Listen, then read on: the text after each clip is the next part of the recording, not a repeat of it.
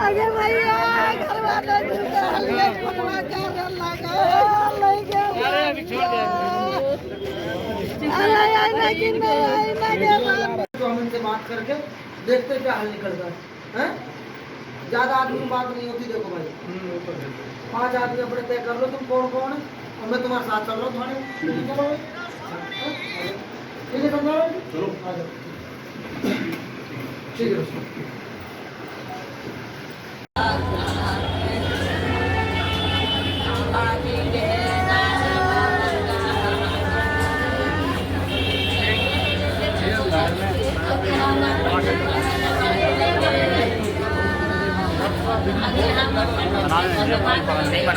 अब यहाँ आया तो क्या आश्वासन मिला?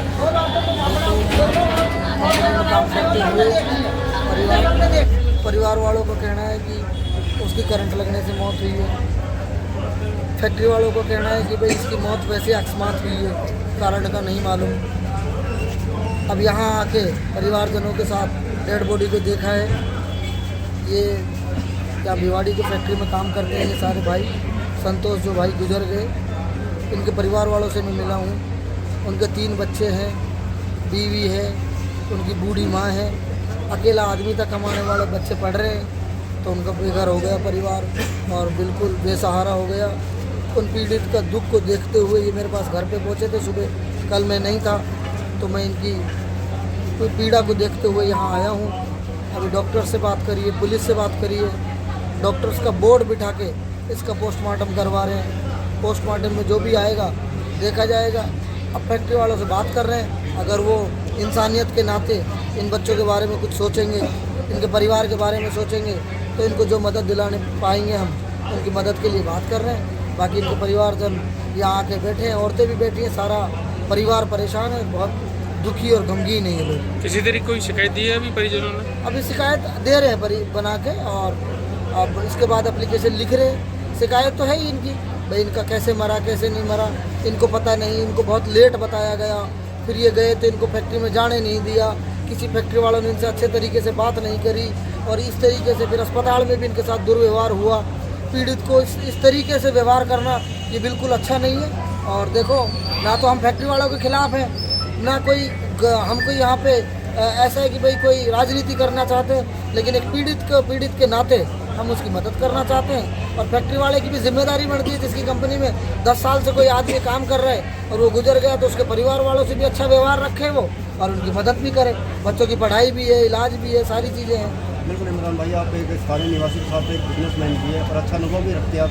अगर इंडस्ट्री की अगर बात करें तो इंडस्ट्री के अंदर बाहरी प्रवासी यहाँ काम करते हैं और इस तरीके से सुरक्षा के अभाव से अगर डेथ रेशो बढ़ा तो आपको बताइए कि प्रवासी यहाँ से क्लाइम करेंगे। हाँ बिल्कुल, देखो ये एक तरीके से इंडस्ट्री वालों की और हमारी रोजी रोटी है। ये जो भाई दूर से आके यहाँ बसे हुए हैं, इन्हीं के सहारे से हम लोग काम कर रहे हैं, इंडस्ट्रियाँ चल रही हैं। तो मैं तो सभी इंडस्ट्री वाले सभी भाइयों से निवेदन करूँगा कि भाई इनकी सुरक्षा का पुख्ता इंतज़ाम किया जाए, अच्छे से इनको सुविधाएँ मिले और इनका रेख देख अच्छे से की जाए, ताकि इंडस्ट्रियाँ तभी तो चल पाएंगी जब लेबर होगी, मैन पावर होगी।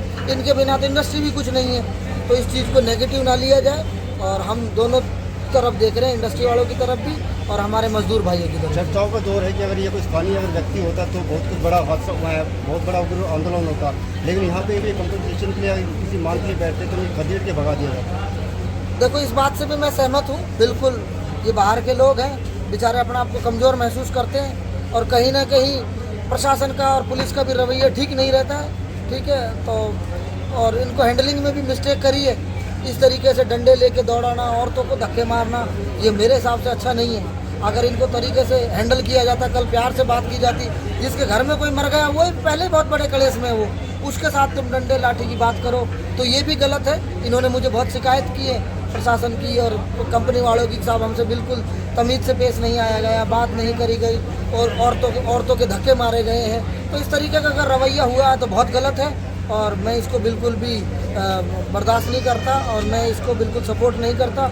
हर आदमी इज्जत रखता है, हर आदमी सम्मान रखता है, सभी को सम्मान मिलना चाहिए। मैं कोई राजनीतिक बात ना करते, बिजनेसमैन की बात ना करते हुए इमरान, देखो मैं बिल्कुल खड़ा हूँ, इनके बच्चों के लिए लड़ाई लड़ूंगा, इनके बच्चे छोटे छोटे मैंने रोते बिलखते देखे।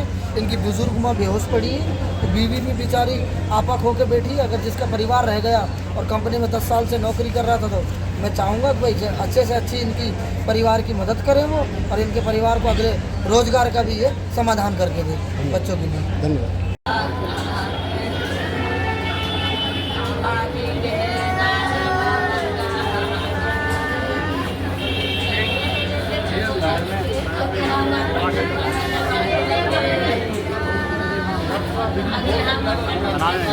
नहीं बना